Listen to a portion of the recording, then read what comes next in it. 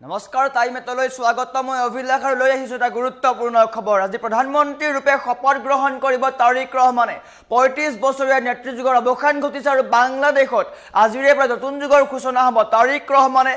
গ্ৰহণ কৰিব শপত আৰু প্ৰধানমন্ত্ৰী ৰূপে শপত গ্ৰহণ কৰাৰ পিছতেই বাংলাদেশৰ ৰাজনীতি বা বাংলাদেশত নতুন অধ্যায়ৰ সূচনা হৈছে আৰু বৰ্তমান সময়ত বাংলাদেশৰ ৰাজনীতিত ডাঙৰ খবৰ আজি শপত গ্ৰহণ কৰিব তাৰিক ৰহমান দলে বৰ্তমান গুৰুত্বপূৰ্ণ খবৰ লৈ আহিছো সবিশেষ নিৰ্বাচনৰ পৰা প্ৰধানমন্ত্ৰীৰ আসনলৈ আজি ইতিহাস ৰচিব তাৰিক ৰহমানে এটা গুৰুত্বপূৰ্ণ খবৰ ডাঙৰ খবৰ আন্তঃৰাষ্ট্ৰীয় খবৰ জনাই আছো বাংলাদেশৰ ৰাজনীতিত ৩৫ বছৰীয়া পুৰণি অধ্যায়ৰ অন্ত অৱসান ঘটিল হাসিনা খালেদাৰ ৰাজত্ব শেখ হাসিনা আৰু খালেদা জিয়াৰ ৰাজত্বৰ অৱসান ঘটিছে শেখ হাসিনা আৰু খালেদা জিয়াৰ দৰে শক্তিশালী নেত্ৰীৰ পাছত এতিয়া বাংলাদেশত আৰম্ভ হৈছে তাৰিক যুগৰ আজি বাংলাদেশৰ নতুন প্ৰধানমন্ত্ৰী হিচাপে শপত গ্ৰহণ কৰিব বিএনপিৰ নেতা তাৰিক ৰহমানে বিদেশৰ পৰাই দলীয় কৰ্মীক একত্ৰিত কৰি ৰাখিছিল ৰহমানে আৰু বাংলাদেশৰ নিৰ্বাচনত বিপুল ভোটত জয় লাভ কৰে বিএনপিয়ে সুদূৰ বিদেশৰ মাটিৰ পৰাই বিএনপিৰ ভেটি শক্তিশালী কৰি ৰখাৰ অকল্পনীয় যুঁজত জয়ী হ'ল তাৰিক ৰহমান আধুনিক চিন্তা আৰু কৌশলগত নেতৃত্বৰে যুৱ প্ৰজন্মৰ প্ৰিয় হৈ পৰিল নেতাগৰাকী বা প্ৰধানমন্ত্ৰীগৰাকী আৰু আজিৰে পৰা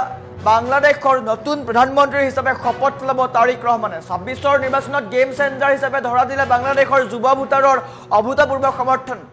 আৰু ২৬ৰ সাধাৰণ নিৰ্বাচনত বিএনপিৰ অভাৱনীয় বিজয়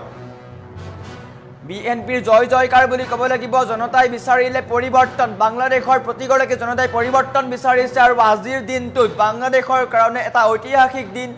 ইতিহাস ৰচনা কৰিছে তাৰিক ৰহমানে ৩৫ বছৰীয়া যি নেতৃত্ব যুগৰ অৱসান ঘটিছে সি আটাইতকৈ প্ৰশংসনীয় বুলি ক'ব লাগিব আৰু বৰ্তমান সময়ত তাৰিক ৰহমান বাংলাদেশৰ প্ৰধানমন্ত্ৰী হিচাপে থিয় দিছে এটা গুৰুত্বপূৰ্ণ খবৰ এটা ৰাজনৈতিক খবৰ লৈ আহিছো আন্তঃৰাষ্ট্ৰীয় প্ৰেক্ষাপটৰ ৰাজনৈতিক খবৰ নিৰ্বাচনৰ পৰা প্ৰধানমন্ত্ৰীৰ আসনলৈ আজি শপত ল'ব তাৰিক ৰহমানে বাংলাদেশত ৩৫ বছৰীয়া নেতৃত্ব যুগৰ অৱসান ঘটিছে ৩৫ বছৰে শেখ হাসিনা আৰু তাৰিক ৰহমানৰ মাতৃ খালেদা জিয়াই শাসন কৰি আহিছিল আৰু বৰ্তমান সময়ত বাংলাদেশত নতুন অধ্যায়ৰ সূচনা হৈছে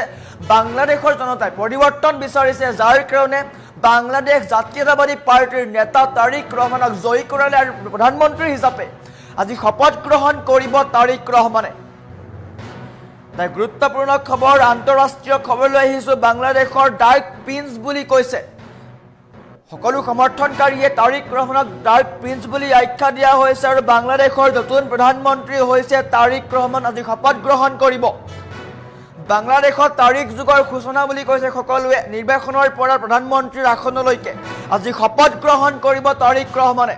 বাংলাদেশৰ ৰাজনীতিত এক নতুন সূৰ্যোদয় বুলি কৈছে সকলোৱে ৩৫ বছৰ ধৰি শেখ হাসিনা আৰু খালেদা জিয়াৰ দৰে শক্তিশালী নেতৃত্বৰ ধাৰণাৰে পৰিচালিত বাংলাদেশত আজিৰে পৰা আৰম্ভ হৈছে এক নতুন অধ্যায়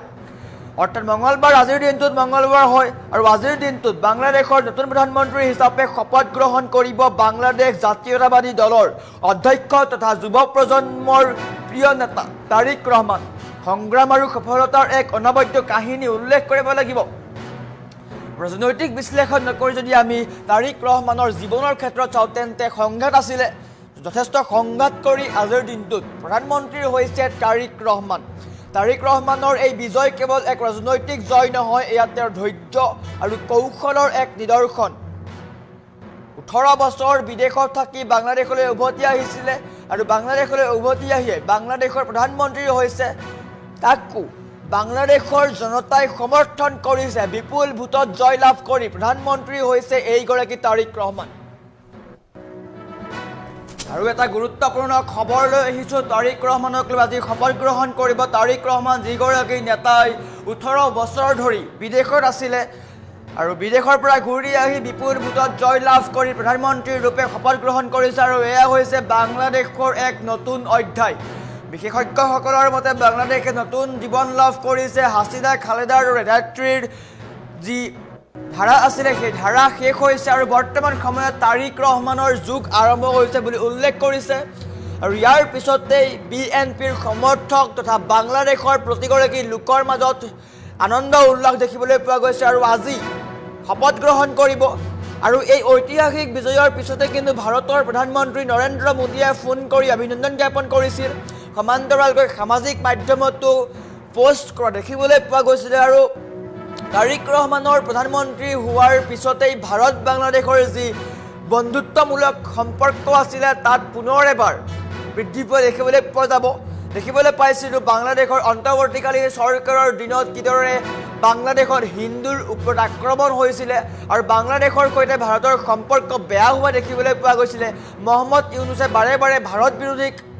মন্তব্য কৰি আহিছে আৰু বৰ্তমান সময়ত তাৰিক ৰহমান প্ৰধানমন্ত্ৰী হোৱাৰ পিছতেই হয়তো ভাৰতৰ সৈতে সম্পৰ্ক ভাল হ'ব পাৰে আৰু দুয়োখন দেশৰ মাজত যদি সম্পৰ্ক ভাল হয় তেন্তে দুয়োখন দেশৰ মাজত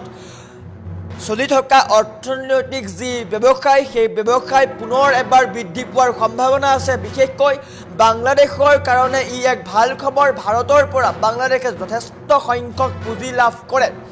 আৰু বৰ্তমান এটা গুৰুত্বপূৰ্ণ খবৰ বাংলাদেশৰ জনতাই এক নতুন ভৱিষ্যতৰ বাবে ভোট দিছে 4 বছৰ বয়সতে জেলৰ অভিজ্ঞতা লাভ কৰা